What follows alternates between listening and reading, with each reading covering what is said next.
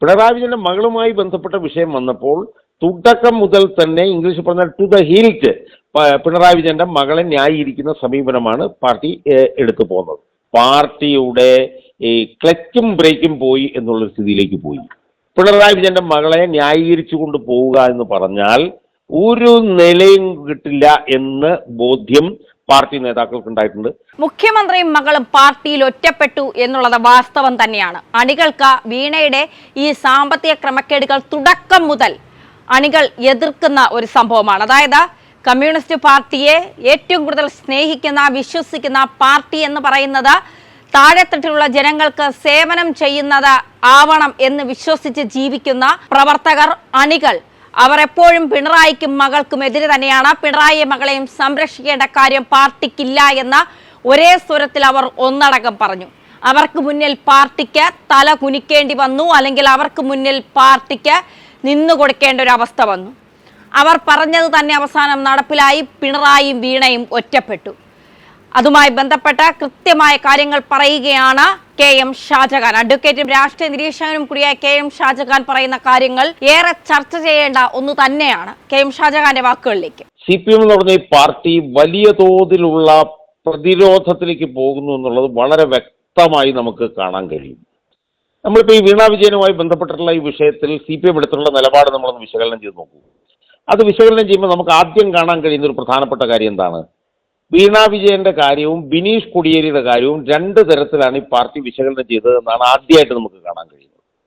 കാരണം കൊടിയേരി ബാലകൃഷ്ണന്റെ മകൻ, ഇളയ മകൻ ബിനീഷ് കൊടിയേരി, മൂത്ത മകൻ ബിനോയ് കൊടിയേരി ഇവരുമായിട്ടൊക്കെ ബന്ധപ്പെട്ട ആരോപണങ്ങൾ വന്നപ്പോഴെല്ലാം തന്നെ അന്ന് പാർട്ടി എടുത്ത നിലപാടെന്ന് പറയുന്നത് അത് അവരുടെ കാര്യം, അത് അവർ കൈകാര്യം ചെയ്യും, അത് പാർട്ടിയായിട്ട് തന്നെ ബന്ധപ്പെടുത്തേണ്ട കാര്യമില്ല എന്നാണ് ബിനീഷിന്റെയും ബിനോയുടെയും അച്ഛനായിട്ടുള്ള കൊടിയേരി ബാലകൃഷ്ണൻ പാർട്ടി സെക്രട്ടറി ആയിരുന്നപ്പോൾ അദ്ദേഹം പറഞ്ഞത്. എന്ന് മാത്രമല്ല, ആ പറഞ്ഞതിനെ തുടർന്ന് അദ്ദേഹം ഈ ഇളയ മകൻ മയക്കുമരുന്ന് കേസുമായി ബന്ധപ്പെട്ടുകൊണ്ട് പരപ്പനഹാര ജയിലിലായപ്പോഴത്തേക്കും ലജ്ജിച്ച് തലകുനിച്ച് രാജിവെക്കേണ്ട ഒരവസരം പോലും ഉണ്ടായി. അപ്പം അതാണ് ഒരു മകനുമായി ബന്ധപ്പെട്ട് നേരത്തെ ഒരു വിവാദം ഉണ്ടായപ്പോൾ പാർട്ടി എടുത്തിട്ടുള്ള നിലപാട്. എന്നാൽ അതിൽ നിന്നും വ്യത്യസ്തമായി പിണറായി വിജയന്റെ മകൾ വീണ വിജയനുമായി ബന്ധപ്പെട്ട് ഈ വിഷയം വന്ന സമയം മുതൽ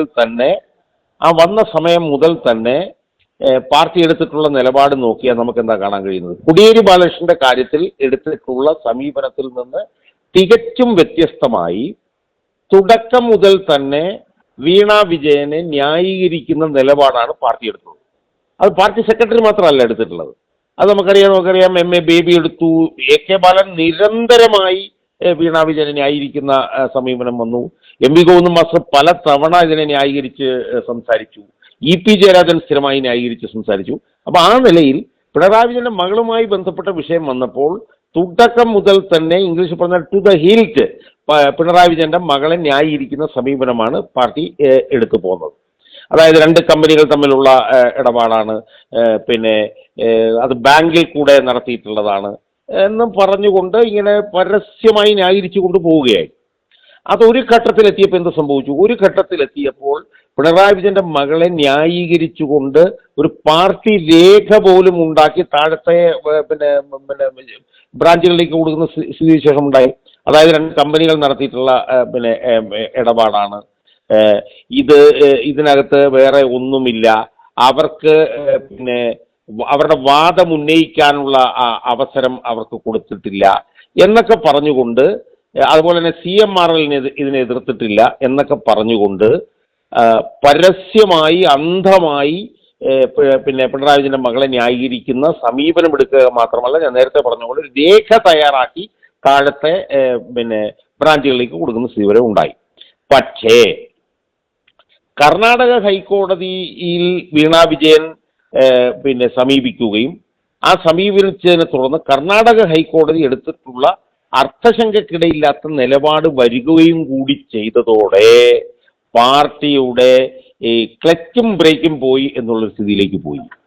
ഒരു രക്ഷയുമില്ലാത്ത സ്ഥിതിയിലേക്ക് പാർട്ടി വന്നു. അതായത് കർണാടക ഹൈക്കോടതിയിലെ വിധി എന്ന് പറയുന്നത് അസന്നിഗ്ധമായിട്ടുള്ള അർത്ഥശങ്കക്കിടയില്ലാത്ത വിധത്തിലുള്ള വിധിയാണ് കർണാടക ഹൈക്കോടതിയിൽ നിന്ന് വന്നത്. എന്ന് മാത്രമല്ല, കർണാടക ഹൈക്കോടതിയുടെ വിധിയുടെ ഭാഗമായി ഇതുമായി ബന്ധപ്പെട്ടുകൊണ്ട് ഒരുപാട് പുതിയ കാര്യങ്ങൾ പുറത്തേക്ക് വന്നു. അതിൽ ഏറ്റവും പ്രധാനപ്പെട്ട കാര്യം എന്ന് വെച്ചാൽ ROC പിന്നെ വീണ വിജയനുമായി ബന്ധപ്പെട്ട് അന്വേഷണം തുടങ്ങിയത് 2020 എന്നുള്ള പിന്നെ വിഷയം ഇതിനകത്ത് പുറത്തു വന്നു. യഥാർത്ഥത്തിൽ പിന്നെ ആദ്യം അന്വേഷണം തുടങ്ങിയത് 2020 ഒന്നാം മാസത്തിലോ മറ്റാണ്. 2020 ഞാൻ അതിൻ്റെ ഡേറ്റ് നോക്കിയാൽ കാണാം. 28/7/2020 ROC, അതായത് registrar of companies, Veena Vijayan ആദ്യത്തെ കത്തയക്കുന്നത്.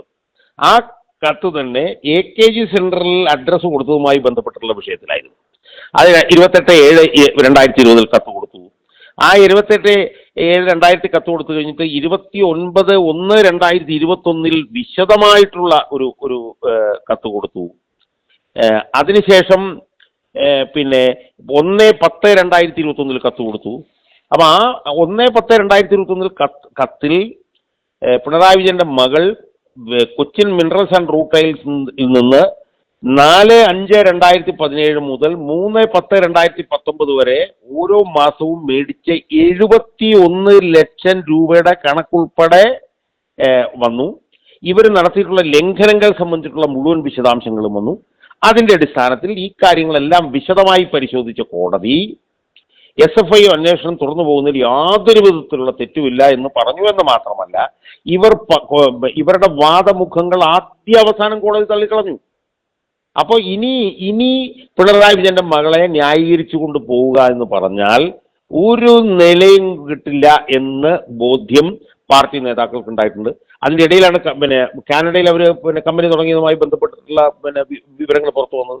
അതുമായി ബന്ധപ്പെട്ട് ഒരുപാട് വിവരങ്ങൾ പുറത്തു വരാനുണ്ട്. ഞാൻ തന്നെ ഞെട്ടിക്കുന്ന വിവരങ്ങൾ ഞാൻ അതുമായി ബന്ധപ്പെട്ട് പുറത്തു കൊണ്ടുവരുന്നുണ്ട്. അപ്പോൾ എന്തായാലും പാർട്ടിയെ സംബന്ധിച്ചിടത്തോളം ഇനി ഒരു നയാ പൈസയ്ക്ക് പോലും പിണറായി വിജയന്റെ മകളെ ന്യായീകരിച്ച് പൊതുമണ്ഡലത്തിൽ നിൽക്കാൻ കഴിയില്ല എന്നുള്ള സമ്പൂർണ്ണ ബോധ്യം ഉണ്ടായതുകൊണ്ടാണ് ഇന്നലെ MP ഗോവിന്ദൻ പറഞ്ഞത് അവിടെ അത് കർണാടക ഹൈക്കോടതിയിൽ വിധി വന്നെങ്കിൽ അതിനെക്കുറിച്ച് ഞാൻ എന്തിനാണ് അഭിപ്രായം പറയേണ്ടത് എന്നുള്ള നിലയിലേക്ക് മാറിയിരിക്കുന്നത്. അപ്പോൾ സ്വാഭാവികമായും ഈ വിഷയം ഒരു സ്ഥലത്ത് ചെന്ന് ഇടിച്ചു നിൽക്കുന്ന ഒരു സ്ഥിതിയിലേക്ക് കാര്യം വന്നിരിക്കുകയാണ്. ഇനി ഈ വലിയ പാടാണ് പിണറായി വിജയന് നിലനിന്ന് പോകാൻ.